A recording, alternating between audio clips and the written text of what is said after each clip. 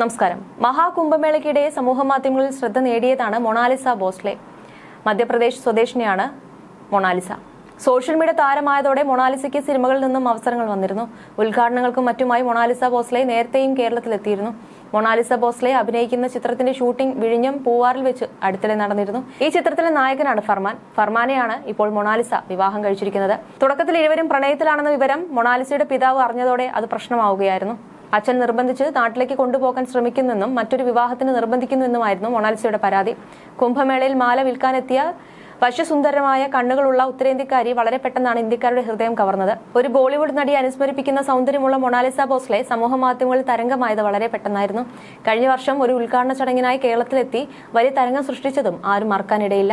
അന്ന് സിനിമയിലും മോഡലിംഗിലും ഉൾപ്പെടെ മൊണാലിസയ്ക്ക് വലിയ ഭാവിയുണ്ടെന്ന് പലരും പ്രവചിക്കുകയും ചെയ്തു. മിശ്ര വിവാഹത്തിന്റെ പേരിൽ കടുത്ത വിമർശനങ്ങളും വധഭീഷണികളും നേരിടുന്ന മൊണാലിസ ബോസ്ലെയും ഭർത്താവ് ഫർമാൻ ഖാനും സഹായം അഭ്യർത്ഥിച്ചപ്പോൾ വീണ്ടും രംഗത്തെത്തിയിരിക്കുകയാണ്. ലവ് ജിഹാദ് ആരോപിച്ചാണ് വിവാഹത്തിന് പിന്നാലെ ഇരുവർക്കും നേരെ സൈബർ ആക്രമണങ്ങൾ ശക്തമായത്. കഴിഞ്ഞ മാർച്ച് 11 തിരുവനന്തപുരം അരുമാനൂരിലെ ശ്രീ നൈനാർ ദേവക്ഷേത്രത്തിൽ വെച്ചായിരുന്നു മൊണാലിസയുടെയും ഫർമാന്റെയും വിവാഹം മാധ്യമ ശ്രദ്ധ നേടിയതോടെ വിവാദങ്ങൾ ശക്തിപ്പെട്ടു. ലവ് ജിഹാദ് ആരോപണം കൂടാതെ മൊണാലിസയ്ക്ക് പ്രായപൂർത്തിയായിട്ടില്ലെന്ന ആരോപണവുമുണ്ട്. വധഭീഷണി അടക്കം ഉയർന്നതോടെ മൊണാലിസ മാധ്യമങ്ങൾക്കും മധ്യപ്രദേശ് മുഖ്യമന്ത്രിക്കും കമ്മീഷണർക്കും അയച്ച കത്ത് സഹിതമടക്കമുള്ള ഒരു വീഡിയോ പുറത്തുവിട്ടിരിക്കുകയാണ്. ഈ സാഹചര്യത്തിൽ ഇടപെടൽ ആവശ്യപ്പെട്ടാണ് മൊണാലിസയുടെ പ്രതികരണം. ഞാനൊരു കത്ത് സഹിതം ഈ വീഡിയോ എല്ലാവർക്കും അയക്കുകയാണ്. ദയവായി ഞങ്ങളെ സഹായിക്കൂ എന്ന് മൊണാലിസയും ഫർമാനും വീഡിയോയിൽ അഭ്യർത്ഥിച്ചു. ഞങ്ങളെ പരസ്യമായി കൊല്ലുമെന്ന് ഭീഷണിപ്പെടുത്തുന്നു എന്നും അവർ കൂട്ടിച്ചേർത്തു. ഞങ്ങൾക്ക് ലഭിക്കുന്ന ഭീഷണികളെക്കുറിച്ച് ഇതിനകം അധികാരികളെ അറിയിക്കുകയും സംരക്ഷണം അഭ്യർത്ഥിക്കുകയും ചെയ്തതായി നവദമ്പതികൾ വ്യക്തമാക്കി. വിവാഹശേഷം സംസാരിച്ചപ്പോൾ കേരള സർക്കാരിൽ നിന്ന് ലഭിച്ച പിന്തുണയ്ക്ക് അവർ നന്ദി പറഞ്ഞു. കേരള സർക്കാർ ഞങ്ങളെ ഒരുപാട് പിന്തുണച്ചു. ഹൃദയത്തിന്റെ അടിത്തട്ടിൽ നിന്ന് ഞങ്ങൾ അവർക്ക് നന്ദി പറയുന്നു. ഞങ്ങൾ എല്ലാ മതങ്ങളിലും വിശ്വസിക്കുന്നു. എനിക്ക് എല്ലാ മതങ്ങളും ഒരുപോലെയാണെന്ന് മൊണാലിസ പറഞ്ഞു. ഇങ്ങനെ ഒരു വലിയ വിവാഹം ഞങ്ങൾ പ്രതീക്ഷിച്ചിരുന്നില്ല. 2-4 പേർ മാത്രമേ വിവാഹത്തിനെത്തുമെന്ന് കരുതി. പക്ഷേ ഒരുപാട് പേരുണ്ടായിരുന്നു. മന്ത്രി ഞങ്ങളെ ആശീർവദിക്കാൻ എത്തിയിരുന്നു. വിദ്യാഭ്യാസ മന്ത്രിയും എത്തിയിരുന്നു, ഫർമാൻ പറഞ്ഞു. 2025 മഹാകുംഭമേളയിൽ രുദ്രാക്ഷമാലകൾ വിൽക്കുന്ന വീഡിയോകൾ വൈറലായതോടെയാണ് മൊണാലിസയ്ക്ക് ദേശീയ ശ്രദ്ധ ലഭിച്ചത്. ഒരു സിനിമയിൽ ഒരുമിച്ച് പ്രവർത്തിക്കുമ്പോഴാണ് ഫർമാനെ കണ്ടുമുട്ടിയതും പ്രണയത്തിലായതും. മതപരമായ വ്യത്യാസങ്ങൾ കാരണം മൊണാലിസയുടെ കുടുംബത്തിൽ നിന്ന് ശക്തമായ എതിർപ്പുകൾ നേരിടേണ്ടി വന്നിരുന്നു.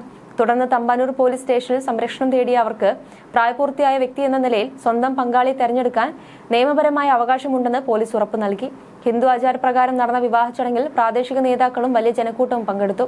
അതേസമയം ഒരു സിനിമാ കഥ പോലെയുള്ള ട്വിസ്റ്റിനാണ് കേരളം സാക്ഷ്യം വഹിച്ചിരുന്നത്.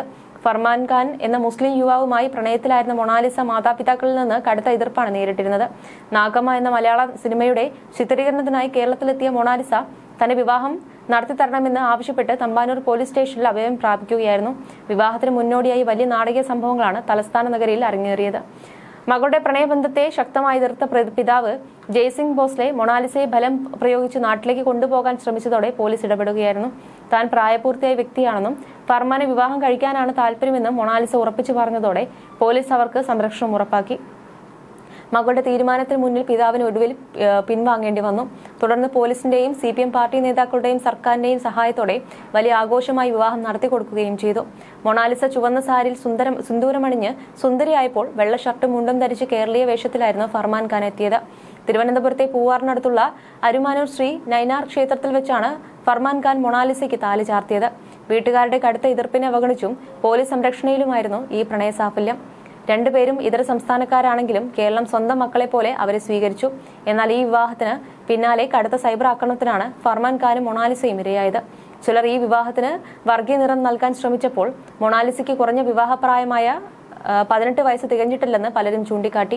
തനിക്ക് 18 വയസ്സ് തികഞ്ഞതായി മാധ്യമങ്ങൾക്ക് മുന്നിൽ മൊണാലിസയ്ക്ക് പറയേണ്ടി വന്നു.